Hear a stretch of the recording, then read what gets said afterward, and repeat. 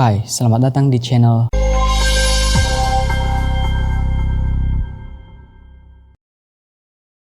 Di video kali ini kita akan membahas mengenai sebuah trik untuk mengakses situs-situs yang aksesnya ditutup oleh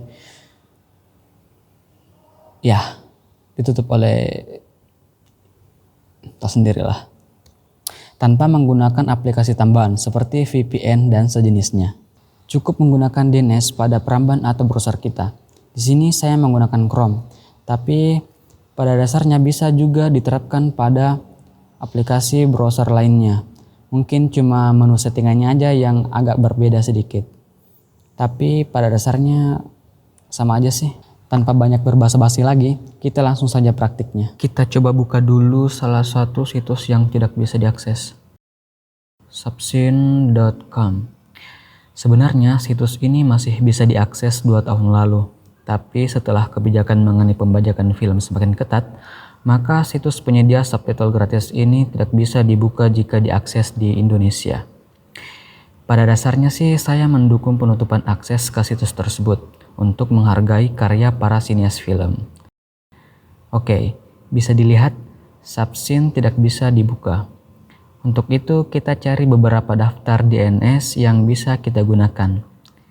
Kita ketik saja DNS Edgeworth List. Lalu klik yang paling di atas. Nah, berikut daftar penyedia DNS secara gratis.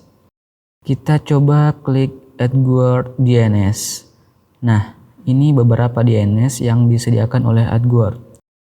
Ada yang tipe default, mendukung beberapa protokol seperti DNS IPv4, IPv6, DNS over HTTPS, dan DNS over TLS.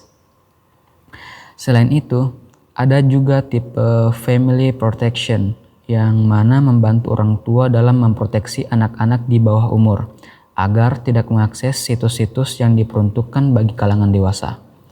Jadi, selain untuk membuka akses ke semua website yang aksesnya ditutup, fungsi lain yang bisa kita manfaatkan dari DNS adalah untuk menutup akses ke situs-situs tertentu.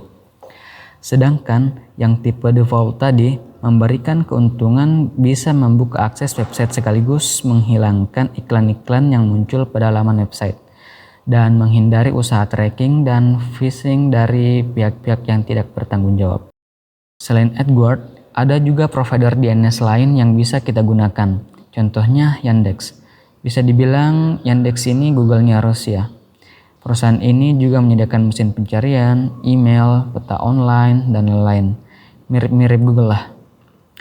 Tipe DNS Yandex juga ada beragam, seperti Basic, Safe, yang mana memberikan perlindungan dari situs-situs yang berpotensi mencuri data pribadi kita. Juga ada tipe Family Protection, mirip-mirip lah dengan Edgeworth yang tadi. Terus ada juga dari Cisco OpenDNS, sebuah perusahaan yang bergerak di bidang jasa internet. Menyediakan 2 tipe DNS, ada yang standar dan Family Shield.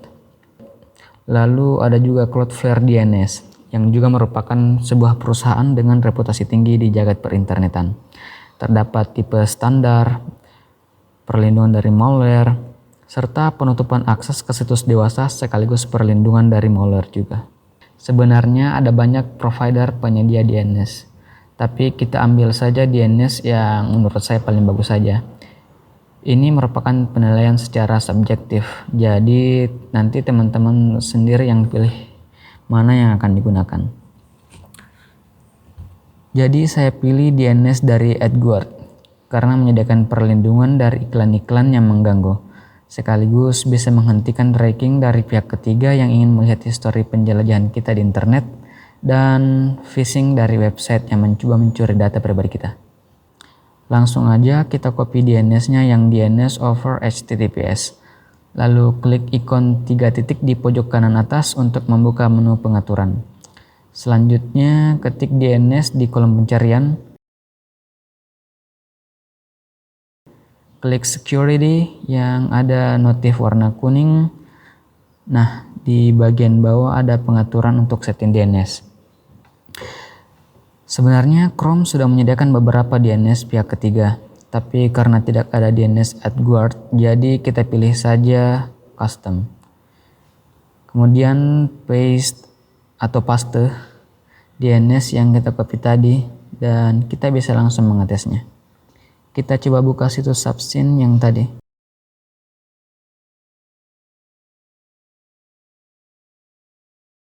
Dan akhirnya bisa terbuka. Padahal sebelumnya tidak bisa kita akses. Selanjutnya kita buka situs dnsleaktest.com untuk mengetes dan melihat info dari DNS yang kita gunakan. Klik standard test, lalu tunggu hasilnya. Bisa dilihat kalau server Edgeworth yang kita gunakan berasal dari Singapura. Kita coba bandingkan jika tidak menggunakan DNS Edgeworth.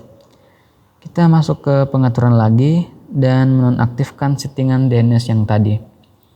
Kemudian kita buka situs DNS Select Test di tab lain. Klik standard test, lalu tunggu lagi hasilnya. Nah, bisa dilihat perbedaannya. Servernya menjadi berasal dari Indonesia, sehingga kita tidak bisa mengakses situs Subsyn yang tadi. Ayo kita coba lagi mengakses Subsyn. Masih loading. Kalau loadingnya lama, biasanya emang nggak bisa diakses ya. Nah, kan tidak bisa diakses. Kita aktifkan lagi settingan DNS-nya, lalu buka subsyn.com dan tentu saja bisa diakses. Nah, itu tadi trik membuka situs website yang aksesnya ditutup. Jika teman-teman memiliki pertanyaan ataupun saran, silahkan isi pada kolom komentar di bawah. Jangan lupa klik like dan share ke teman-teman kalian. Dan yang paling penting, subscribe-nya lah. Terima kasih.